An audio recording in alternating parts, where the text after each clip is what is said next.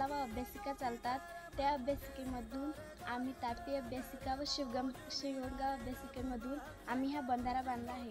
ह्या बंधाऱ्यामधून पाणी साठवण्याचा उपयोग होतो। या बंधारा बांधल्यामुळे माझ्या घरच्यांना, आई बाबांना या बंधाऱ्याचा उपयोग शेतीसाठी होतो। या बंधारा आम्ही पहिल्यांदाच बांधला आहे। हा बंधारा बांधताना मला व अभ्यासिकेच्या मुलांना खूप आनंद झाला। धन्यवाद।